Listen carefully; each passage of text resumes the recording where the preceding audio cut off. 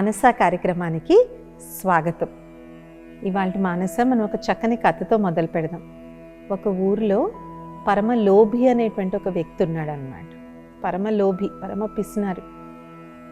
అయితే అతను ఒకరోజు నదిలో పడి మునిగిపోతున్నాడు, అరుస్తూ ఉన్నాడు అన్నమాట. ఇప్పుడు గజ ఈతగాడు వెళ్ళి మీ చెయ్యి ఇవ్వండి అంటాడు. ఆయన చెయ్యి ఇవ్వడు.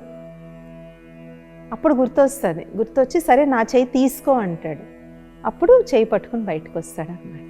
సో ఆఖరికి ప్రాణాలు పోయేటువంటి స్థితిలో ఉన్నప్పుడు కూడా ఆ లోభి ఆఖరికి తన చెయ్యిని, తన లైఫ్ని కాపాడుకోవడానికి తన చెయ్యిని కూడా ఇవ్వలేకపోయాడు అన్నమాట. కాబట్టి లోభము అనేటువంటి ఈ మహావికారం ఏదైతే ఉందో దీనివల్ల ఆ వ్యక్తి సంతోషంగా ఉండడు, దానివల్ల చుట్టుపక్కల వాళ్ళ కుటుంబీకులు కూడా సంతోషంగా ఉండరన్నమాట. ఎందుకంటే ఇది ఒక రకమైనటువంటి మెంటాలిటీ. వాళ్ళకి ఏంటంటే అన్నీ కూడబెడుతూ ఉంటారు. అవసరం ఉన్నా లేకపోయినా దాస్తూ ఉంటారు.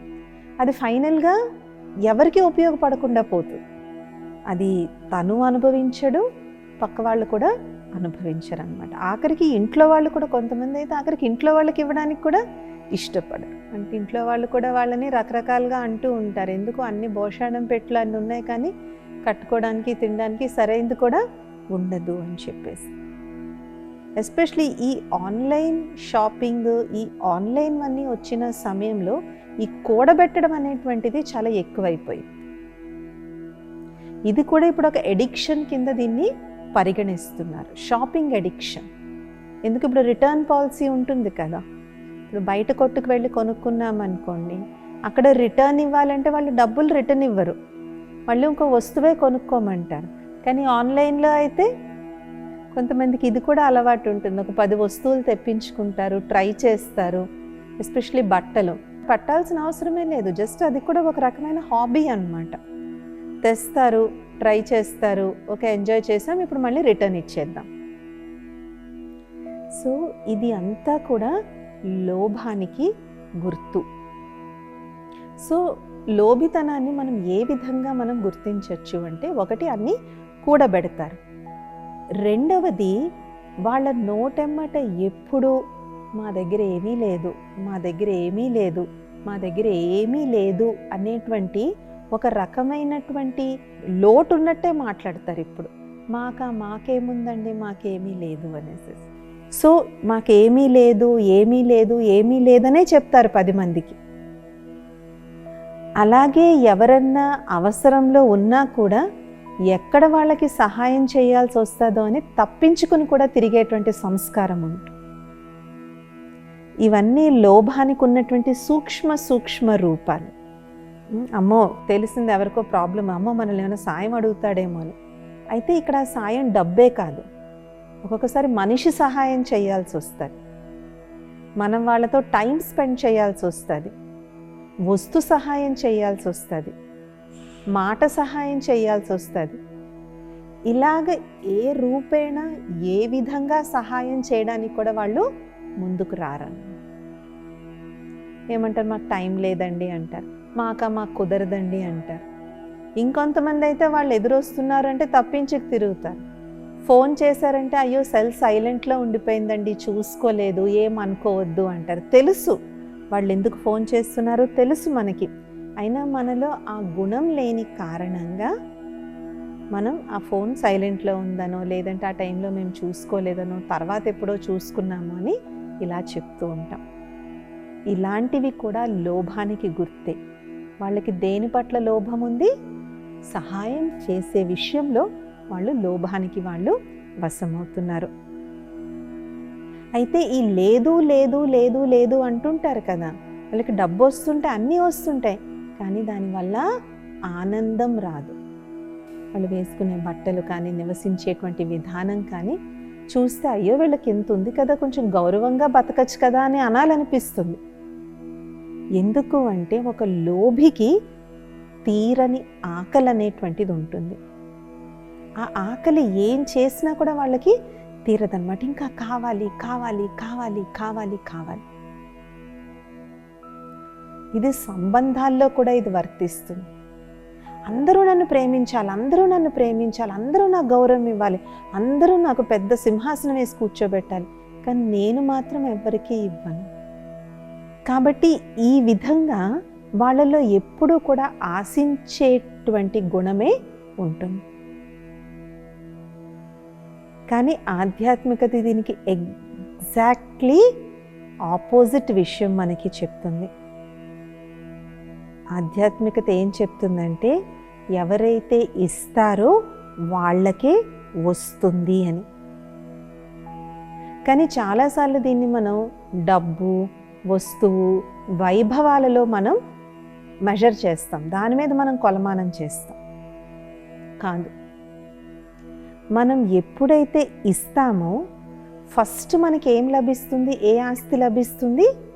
వాళ్ళ యొక్క గుడ్ విషెస్, అంటే వాళ్ళ యొక్క శుభభావన, శుభకామన, ఆశీర్వాదాల యొక్క ఆస్తి లభిస్తుంది.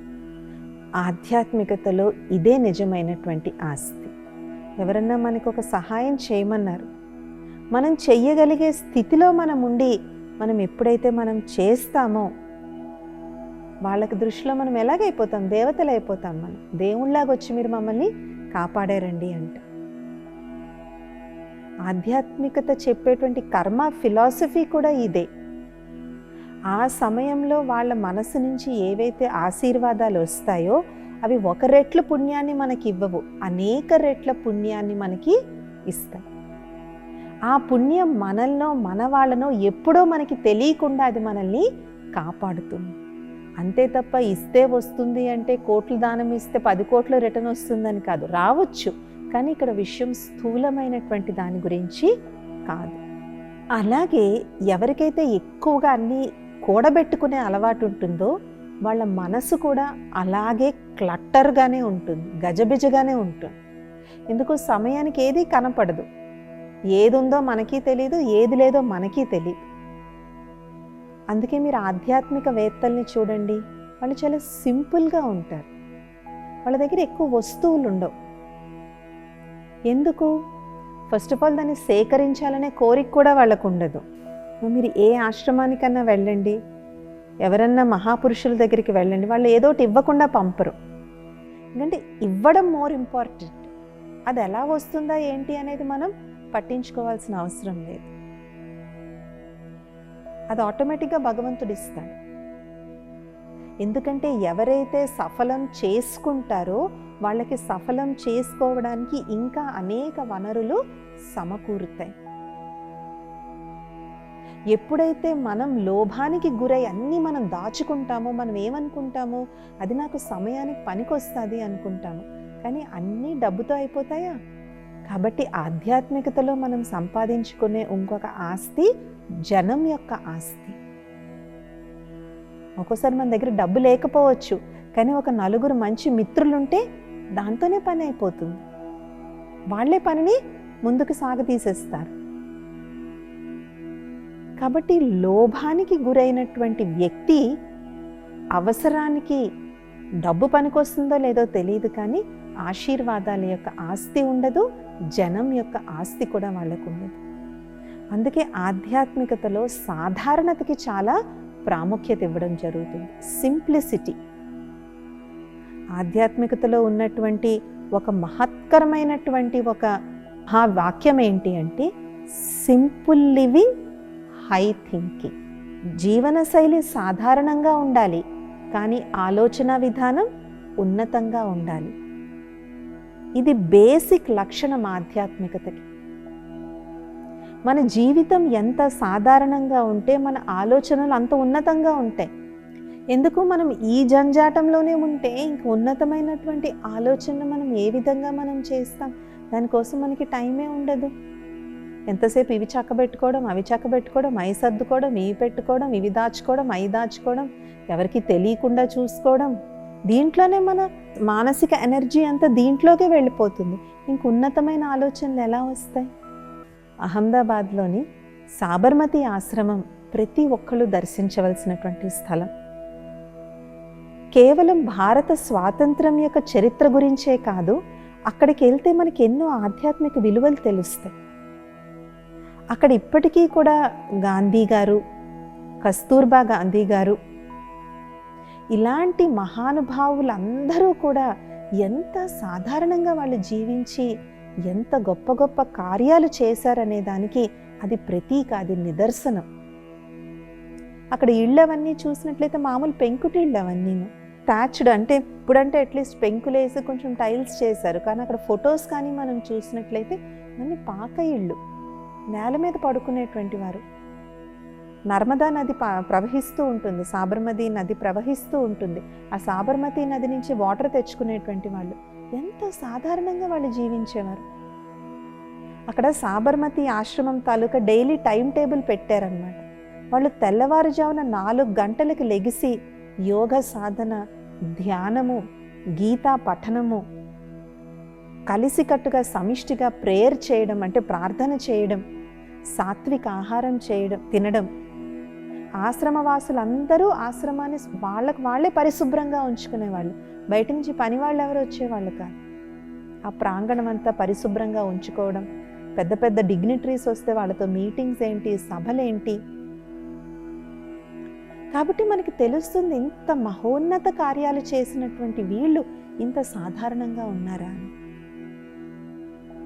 కాబట్టి లోభానికి ఎప్పుడైతే మనం గురవుతామో వాళ్ళది ఎలా ఉంటుంది, హై లివింగ్ ఉంటుంది, కానీ వెరీ నార్మల్ థింకింగ్ వాళ్ళకు ఉంటుంది. వాళ్ళ ఆలోచన చాలా సంకుచిత భావాలతో వాళ్ళకు ఉంటాయి.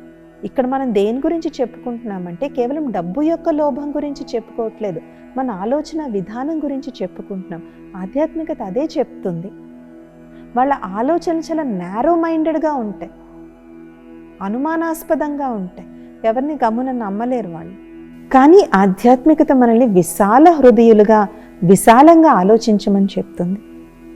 అండ్ ఎంతెంతైతే మనం ఆధ్యాత్మికతలో స్వయంలోకి వెళ్తూ ఉండే కొద్దీ ఈ మొత్తం విశ్వం అంతా నా వాళ్లే అనేటువంటి ఒక అపారమైనటువంటి, అనంతమైనటువంటి ఏదైతే విశ్వ సౌభ్రాతృత్వం అంటారో అది నిజంగా మనం ఫీల్ అవుతాం, అది మనం ఎక్స్పీరియన్స్ చేస్తాం. మనం కేవలం స్టేజ్ మీదకి స్పీచెస్ ఇవ్వడం వల్ల వచ్చేస్తుంది ఆ యూనివర్సల్ బ్రదర్హుడ్, విశ్వ సౌభ్రాతృత్వం కాదు. అది ప్రతి ఒక్కరు ఫీల్ అవ్వాలి.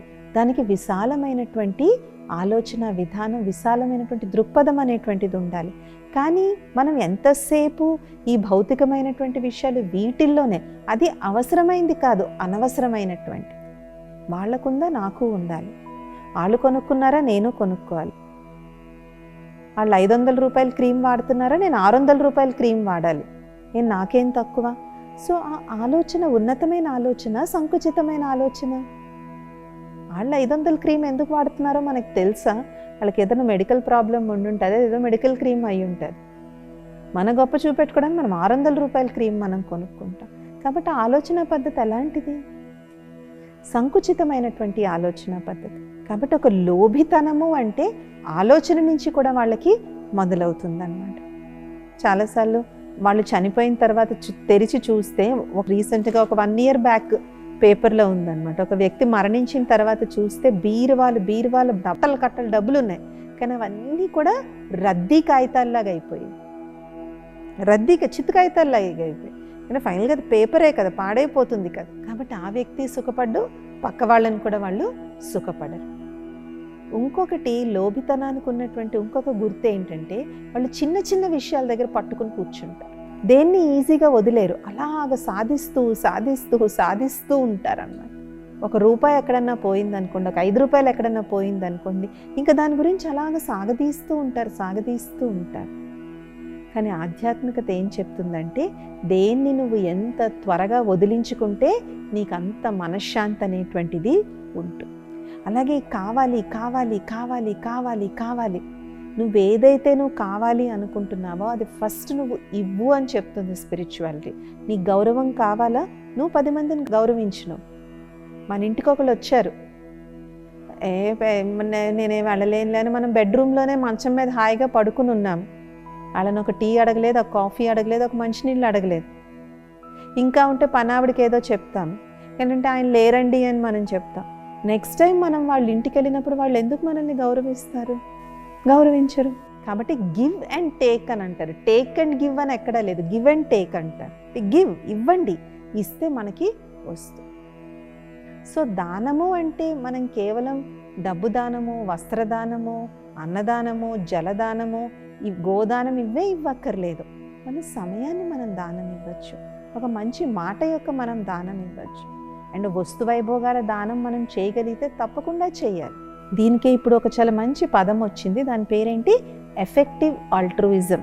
ఎఫెక్టివ్ ఆల్ట్రూయిజం అంటే ఇప్పుడు ప్రపంచంలో ఎవరైతే కోటీశ్వర్లు ఉన్నారంటే బిలినియర్స్లో వాళ్ళందరూ ఏం చేస్తున్నారు? వాళ్ళ ఆస్తిని 90%, 95% ఇచ్చేస్తున్నారు. వాళ్ళు ఒకప్పట్లో దాచిపెట్టుకోవట్లేదు. 90% ఇచ్చేసిన వాళ్ళు బోల్డ్ మంది ఉన్నారు, 95% ఇచ్చేసిన వాళ్ళు కూడా ఉన్నారు. అనేక ప్రాజెక్ట్స్కి వాళ్ళు ఇచ్చేస్తూ ఉన్నారు. కానీ వాళ్ళు ఎంత ఇస్తున్నారో వాళ్ళకి అంత వస్తుంది. ఎందుకంటే ఇది లా, మనం ఇచ్చే కొద్దీ అది మనకు వస్తుంది. అఫ్కోర్స్ మన పరిధిలో మనం ఇవ్వాలి. ఇందులో కూడా కొంచెం వివేకం మనం ఉపయోగించుకోవాలి. ఎందుకంటే కొందరు ఆధ్యాత్మికంగా ఇది విని చాలా మోసపోయిన సందర్భాలు కూడా ఇక్కడ మనం ఉన్నాయి. అది కూడా మనం జాగ్రత్తగా మనం చూసుకోవాలి. మన పరిధిలో మనకి ఎంత మనం ఇవ్వగలమో, ఎంత మనం స్పేర్ చేయగలమో, పీనాస్తనానికి, సంకుచిత భావానికి, నారో మైండెడ్నెస్కి గురి కాకుండా మనం ఇవ్వగలము. కానీ అదంతా నాకే దాచిపెట్టుకోవాలి అనేటువంటి ఈ భావన అనేటువంటిది మనకి ఉండకూడదు. ఇంకోటి, ఇలాంటి ఆధ్యాత్మిక విలువలు మనం పాటిస్తూ ఉన్నప్పుడు పిల్లలకు కూడా మనం ఇస్తాం. కొంతమంది పిల్లలు ఉంటారు, వాళ్ళ బొమ్మలు అందరితో షేర్ చేసుకుంటారు, వాళ్ళు ఎంత హ్యాపీగా ఫీల్ అవుతారు, అందరూ ఆ పిల్లల్ని ఇష్టపడతారు. కొంతమంది పిల్లలు నా బొమ్మ నేను ఇవ్వనని దాచేసుకుంటారు. ఎవరిని ఆడుకుంటారా వాళ్ళతో? ఆడుకోరు. కాబట్టి పిల్లల్లో కూడా మనం షేరింగ్, నీ దగ్గర ఏదైతే ఉందో అది అందరికీ పంచుకో. ఎందుకు, ఒకప్పుడు ఇళ్లలో 5-6 పిల్లలు ఉండేవారు కాబట్టి పంచుకోవడం ఆటోమేటిక్గా వచ్చేది. ఇప్పుడు సింగిల్ చిల్డ్రన్ అయిన కారణంగా ఇలాంటి స్పిరిచువల్ వాల్యూస్ మనం వాళ్ళకి ప్రత్యేకించి నేర్పించాలి. ఇంట్లో ఒక్క చైల్డే ఉన్నారనుకోండి, అన్నీ వాళ్ళవే కదా, కాబట్టి వాళ్ళకి ఇంకొకళ్ళకి ఇవ్వాలి అన్న ఆలోచన కూడా వాళ్ళకి రాదు. ఏ బొమ్మ వచ్చినా వాళ్ళకే, ఏ స్వీట్ వచ్చినా వాళ్ళకే, ఏ చాక్లెట్ వచ్చినా వాళ్ళకే, ఐస్ క్రీమ్ వచ్చినా అంతా వాళ్ళకే, ఇంకొకళ్ళు ఎవరు లేరు కదా పంచుకోవడానికి. కానీ బయటికి వెళ్ళి 4 పిల్లల మధ్య ఉన్నప్పుడు కూడా వాళ్ళ అదే ధోరణి కానీ ప్రవర్తించినట్లయితే ఎవరు వాళ్ళతో ఫ్రెండ్షిప్ చేయరు. కాబట్టి ఇలాంటి చిన్న స్పిరిచువల్ వాల్యూస్ కూడా మనం పిల్లలకి నేర్పించాలి. అందుకే ఇంగ్లీష్లో అంటారు షేరింగ్ ఈజ్ కేరింగ్. అంటే ఒకరిపై ప్రేమ చూపెట్టాలి అంటే నీ దగ్గర ఉన్నది వాళ్ళకి ఇవ్వు అనేసి. కాబట్టి పంచవికారాల్లో ఈ లోభం అనేటువంటి వికారం మనకి తెలియకుండా మనల్ని నాశనపరుస్తుంది. ఇంకా లోభానికి చాలా వికృత రూపం ఏంటంటే అవినీతి, భ్రష్టాచారం. అవినీతి, భ్రష్టాచారానికి కారణమే ఏంటి? లోభం. వాళ్ళకి అవసరం లేదు, అయినా నువ్వు ఇంత ఇస్తేనే నేను నీ పని చేసి పెడతాను, ఇవ్వకపోతే నేను చేయను. కానీ ఇది మహా పాపాన్ని మనం జమకూడుకుంటున్నామని ప్రతి ఒక్కరు తెలుసుకోవాలి. ఎస్పెషలీ విద్యా వైద్య రంగాల్లో ఆధ్యాత్మిక విలువలు లోబడిన కారణంగా ఈ విధంగా డబ్బు వల్ల చాలామంది ప్రాణాలు పోతున్నాయి, చాలామందికి విద్య కూడా అందటం లేదు. విద్య, వైద్యం రెండిట్లోనూ ఆధ్యాత్మిక విలువలు చాలా ముఖ్యం అన్ని వృత్తులతో పోలిస్తే.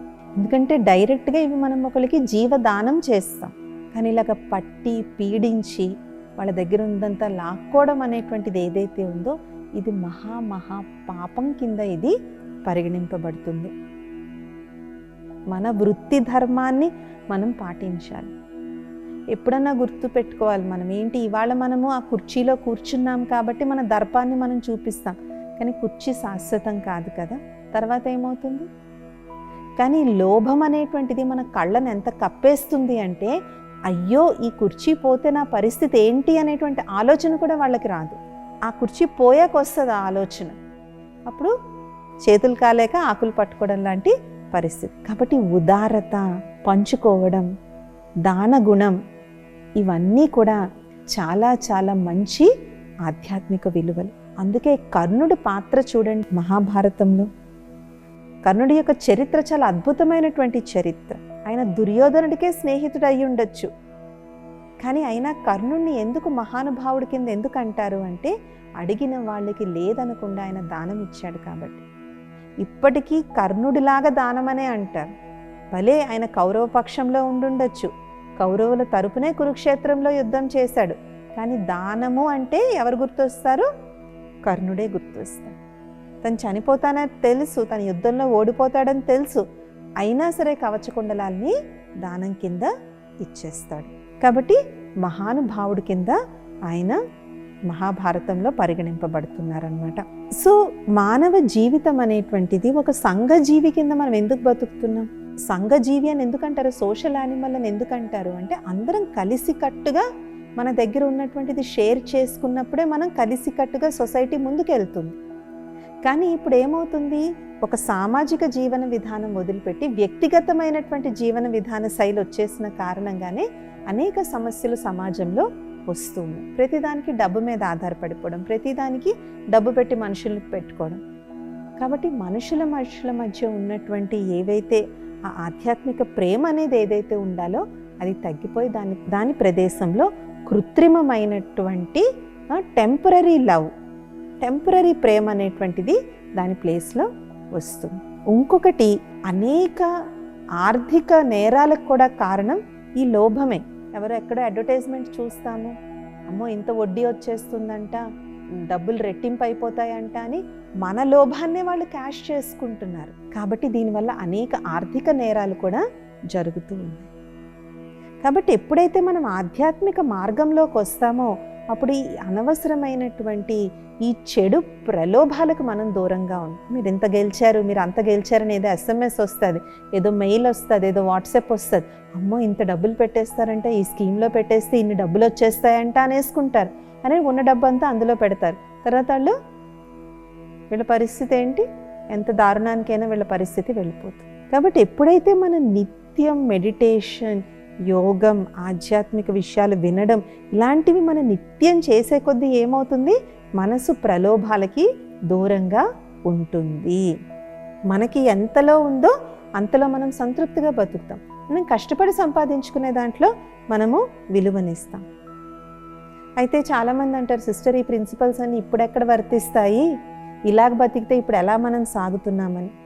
కానీ మీరు పేపర్ చూసినట్లయితే ఎంతమంది ఇలాంటి క్విక్ మనీ, త్వరగా డబ్బులు సంపాదించేయాలనేటువంటి ప్రలోభంలో పడి ఎంతమంది ఎన్ని నేరాలు చేసి ఫైనల్గా ఎక్కడ ఉంటున్నారు వాళ్ళు.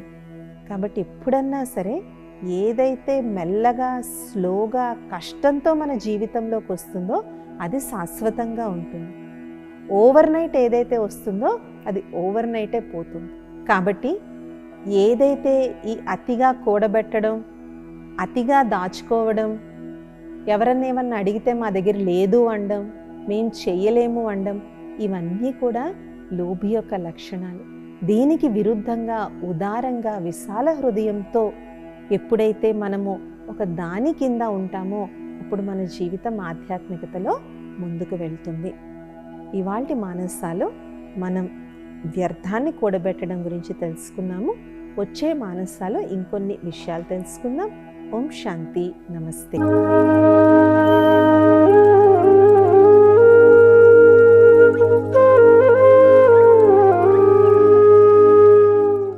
ఈ కార్యక్రమాన్ని తిరిగి చూడాలనుకుంటే www.youtube.com/@ETV Life Spiritual లో చూడవచ్చు.